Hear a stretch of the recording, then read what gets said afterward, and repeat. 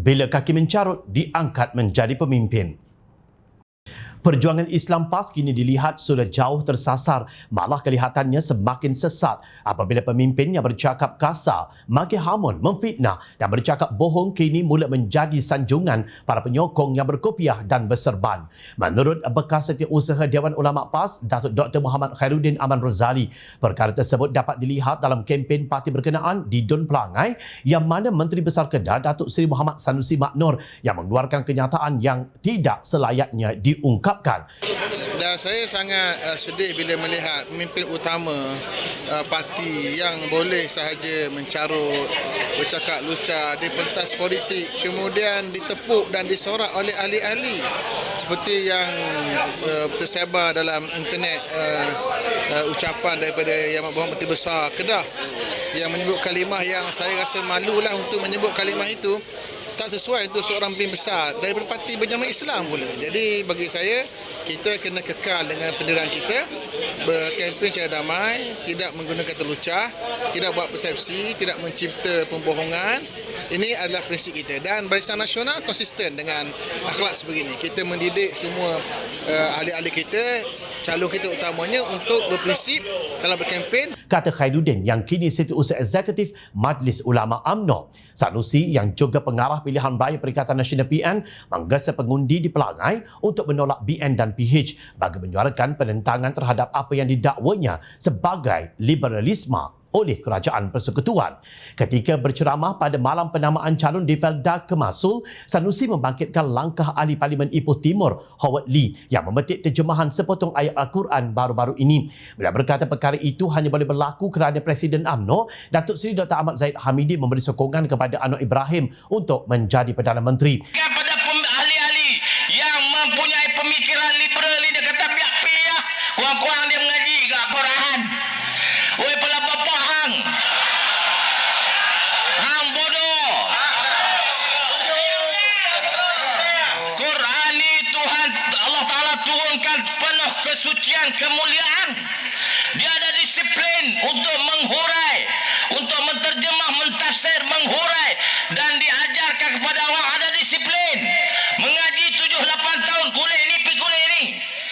Tubuh kena balik, talaki lagi, baru boleh mengajar. Ni apa pun dah alih batal pun tak tahu. Kotek pun tak gerak. Katanya pada majlis ceramah PN dengan selamba tanpa sedikit pun rasa malu, kononnya mewarisi kepimpinan ulama dan saya sebagai penyampai berita tidak tergamak untuk menyebut perkataan itu. Mengulas lanjut, Khairuddin berkata PAS kini sudah tidak menggambarkan akhlak Islam apabila membenarkan pemimpin mereka melontarkan kata-kata yang tidak sopan. Bagi saya PAS sangat jauh lari daripada prinsip Islam. Islam dan akidah, syariat dengan akhlak. Akidahnya banyak tersasar dari sudut tentang isu syurga dan neraka, menyamai pemikiran yang bukan ahli sunnah wal jamaah, pemikiran takfiri, mengkafirkan yang berbeza dengan kita. Dari sudut syariat pula banyak yang dilanggar. Katanya lagi, dalam membidas kenyataan dikeluarkan Sanusi yang mencarut dan mengeluarkan perkataan lucah itu, Setiausaha Agung UMNO Datuk Dr. Ashraf Wajdi Dusuki berkata, bercakap dengan Firaun yang jelas sesat pun Allah Subhanahu Wa Taala menyuruh menggunakan perkataan yang lembut dan baik. Ashraf seterusnya mengambil teladan kisah Nabi Musa dan Nabi Harun yang mana Allah Subhanahu Wa Taala mengarahkan baginda bertemu Firaun bagi menjelaskan maksudnya. Allah bagi arahan kepada Nabi Allah Harun, Nabi Allah Musa. Kata Allah, izhaba ila Fir'aun innahu tagha. Kamu pergilah bertemu dengan Fir'aun. Menghadap Fir'aun. Sesungguhnya dia adalah orang yang sesat. Tagha. Tetapi Allah kata apa? Faqula lahu qawlan layyina la'allahu yatadhakkar aw yakhsha.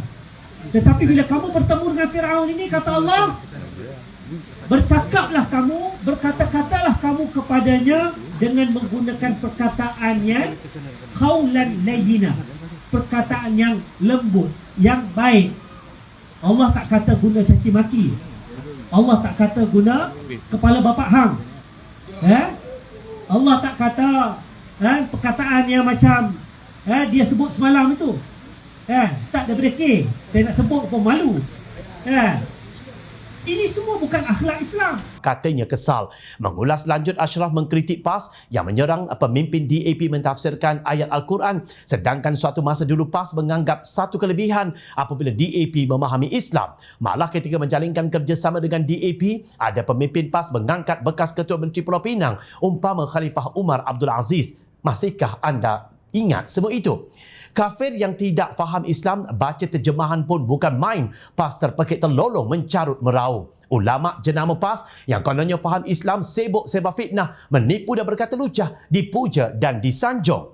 Apa salah kita? Salah kita adalah membenarkan figura murahan dan bodoh sombong kepala Bapak Hang seperti Sanusi menjadi pentadbir dan pemimpin. Apalagi bila diangkat atas tiket dan label Islam. Tidakkah para pengundi yang mengangkat pemimpin sebegini merasa bersalah? Ia amat menjengkelkan dan memalukan. Ingat, rakyat sentiasa memerhati